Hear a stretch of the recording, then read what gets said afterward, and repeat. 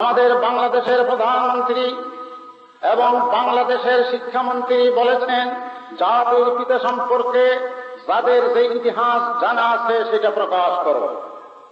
তারপরে লিখতেছেন আমার কাছে জাতির পিতার একটা ইতিহাস জানা রয়েছে, সেই ইতিহাসটা আমি প্রকাশ করলাম। তারপর লিখতেছে সেই 1920 সালে কলকাতায় এক অ্যাডভোকেটার উকিল ছিলেন, তার নাম হলো চণ্ডীদাস। সেই চণ্ডীদাসের কাছে নতুন একজন ওকালতে পাশ করা ব্যক্তি প্র্যাকটিস করে, কারণ নতুন উকিল পুরাতন উকিলের কাছে প্র্যাকটিস করতে হয়। সেই নতুন উকিলের নাম হলো মিস্টার অরণ্য কুমার চক্রবর্তী। সেই অরণ্য কুমার চক্রবর্তী চণ্ডীদাসের কাছে প্র্যাকটিস করে। ঘটনাক্রমে চণ্ডীদাসের এক মেয়ে ছিল, সে মেয়ের নাম ছিল গৌরীবালা। সেই চণ্ডীদাসের মেয়ের সাথে অরণ্য কুমার চক্রবর্তীর প্রেম হয়ে যায়। সেই প্রেমের সিগন্যাল বাড়তে থাকে।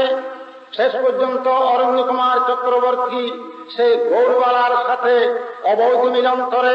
সেই অবৈধ মিলনের কারণে গৌরবালা প্রেগনেন্ট এবং গর্ভিত হয়।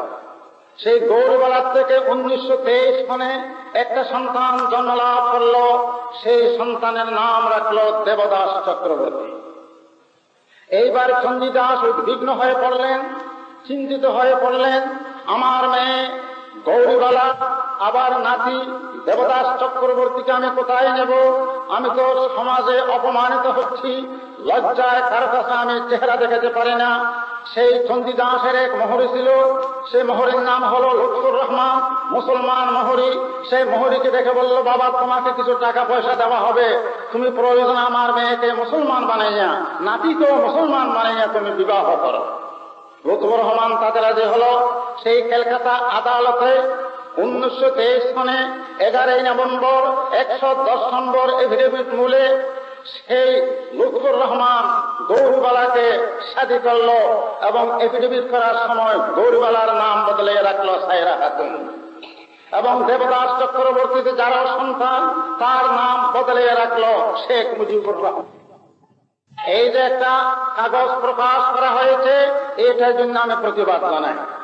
কারণ যাকে পত্রপত্রিকায় জাতির পিতা বলা হয়, এই ইতিহাস যদি ঘটনা সত্য হয়, এইরকম একটা ইতিহাস যদি বিদেশে মুসলিম রাষ্ট্রপতিদের কাছে যায়, তাহলে তারা মনে করবে এই দেশের জাতির পিতা যখন যারা সন্তান, সুতরাং এই দেশের মানুষ যারা সন্তানের বংশধর, সুতরাং আমরা সকলে অপমানিত হব।